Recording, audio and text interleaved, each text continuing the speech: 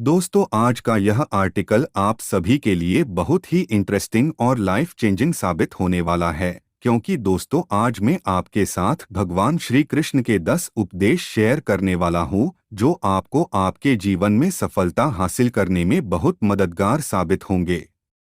दोस्तों, अगर आप इस आर्टिकल को अंत तक ध्यान से पढ़ते हैं तो आपको इस आर्टिकल से कुछ ऐसा सीखने को मिलने वाला है जो आपको आपकी लाइफ में बहुत काम आने वाला है। इसलिए इस आर्टिकल को अंत तक अवश्य पढ़िए। दोस्तों, मुझे अपने खाली समय में भगवान श्री कृष्ण के उपदेश सुनना और पढ़ना बहुत अच्छा लगता है। इसीलिए मैं हर रोज अपने खाली समय में श्री कृष्ण भगवान के उपदेश सुनता रहता हूँ। और आज सुबह जब मैं श्री कृष्ण के उपदेश सुन रहा था, तब मैंने सोचा कि क्यों न आज भगवान श्री कृष्ण के उपदेश आपके साथ भी शेयर किया जाए, ताकि आपको भी आपके जीवन में सफलता हासिल करने में मदद मिल सके। दोस्तों, इस आर्टिकल में आपको बहुत कुछ सीखने को मिलने वाला है, इसीलिए इस आर्टिकल को अंत तक जरूर पढ़िए। तो बिना समय को गवाए चलिए जानते हैं सफलता दिलाने वाले भगवान श्री कृष्ण के 10 उपदेश। भगवान श्री कृष्ण का पहला उपदेश। दोस्तों, आपने कभी किसी पंछी को देखा है? जब उसे अंडी देने होते हैं तो वो सर्वप्रथम एक स्थान खोजता है, एक ऐसा स्थान जो वर्षा, धूप और शत्रुओं से सुरक्षित हो, और फिर वो अपना घोंसला बनाकर फिर अंडी देता है। और फिर उन अंडों से नन्ही संतानें निकल आती है, तो वो पंछी उन्हें भोजन देता है, उनकी सुरक्षा करता है। परंतु जब उनके पंख निकल आते हैं, तब ना ही उनको भोजन देती है, और ना ही उनकी सुरक्षा करती है, और ना ही उन्हें घोंसला बनाना सिखाती है, बस उन्हें उड़ने की कला सिखाती हैं। फिर वे नन्ही संतानें उड़ने की कला सीखकर स्वयं अपना भोजन लाना सीखती है और स्वयं अपना घोंसला बनाना सीखती है। और हम मनुष्य क्या करते हैं? अपनी संतान बड़े होने के पश्चात भी उनकी चिंता में सूखते हैं और प्रयास करते हैं कि उनके लिए घर बना सकें। हम अपनी संतान को और भी शक्तिशाली बनाने के स्थान पर पंगु कर जाते हैं। दोस्तों, हमें भी वही करना चाहिए जो एक पंछी करता है, यानी कि अपनी संतान को उड़ने की कला सिखाइए, यानी कि अच्छे संस्कार दीजिए और एक समय के पश्चात उसे स्वयं अपना आकाश चुनने के लिए मुक्त कीजिए। भगवान श्री कृष्ण का दूसरा उपदेश।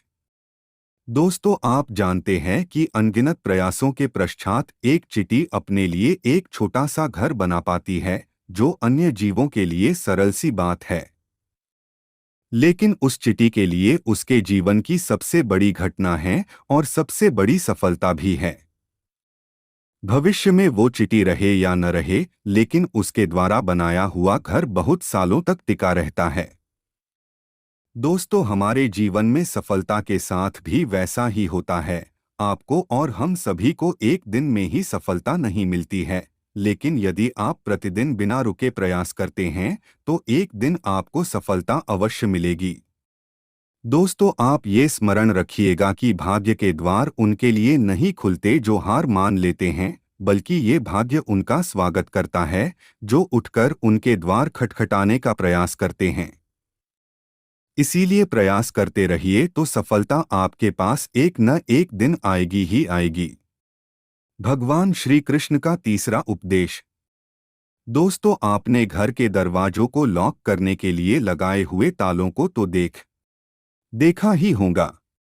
दोस्तों, वो ताला प्रहार से भी खुलता है और प्यार से भी खुलता है, अर्थात उस ताले को आप एक चाबी से भी खोल सकते हो और एक हथौड़ी से भी खोल सकते हो, लेकिन दोनों तरीकों में खुलने में अंतर होगा।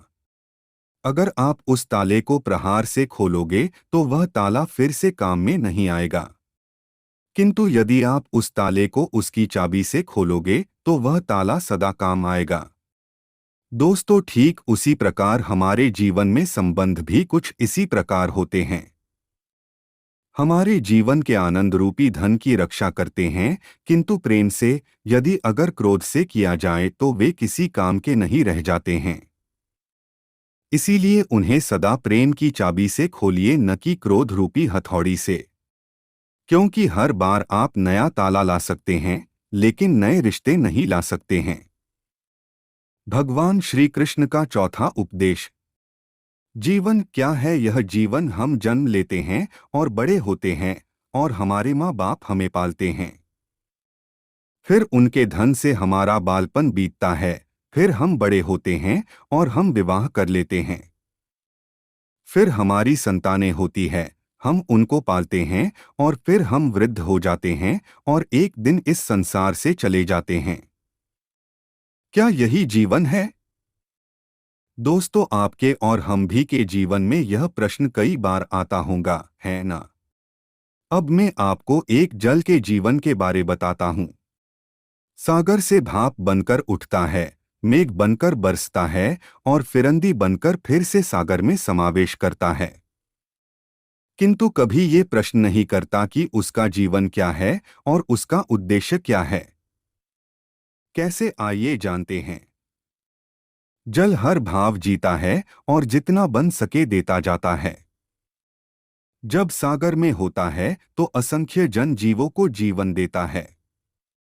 जब सागर से भाप बनकर मेघ बनता है, तब किसानों को आशा देता है कि फसल पुनः उपजेगी। जब वर्षा बनकर बरसता है तो इस सुखी और प्यासी धरा को सिंचता है। और जब नदी में प्रवाहित होता है तो किनारों पर वनस्पतियों को जीवन देता है। परंतु जरा ये सोचिए कि क्या ये जल कभी ये सोचता होगा कि उसका जीवन क्या है और उसके जीवन का उद्देश्य क्या है? नहीं, बस वो अपने धर्म का पालन करता है और जितना हो सके सबको आनंद देता जाता है। इसीलिए जीवन में कभी भी ये प्रश्न मत कीजिएगा कि ये जीवन क्या है और इस जीवन का उद्देश्य क्या है।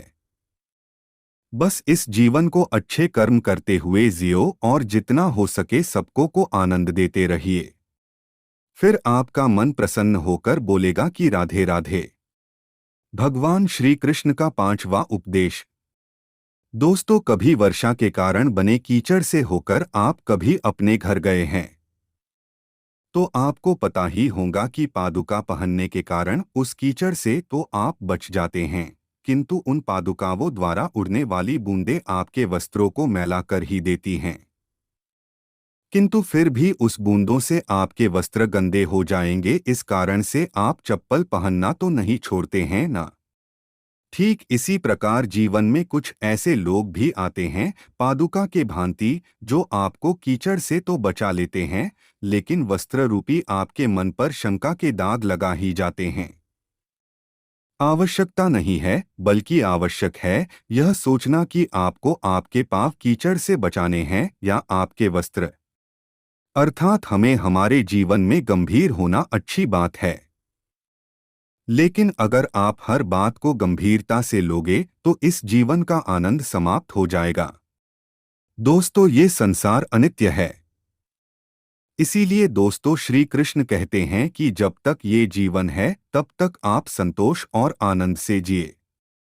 स्वयं पर छिटकने वाले कीचड़ पर ध्यान न दें, बस आनंद बांटते रहिए। फिर मन प्रसन्न होकर बोलेगा कि राधे राधे।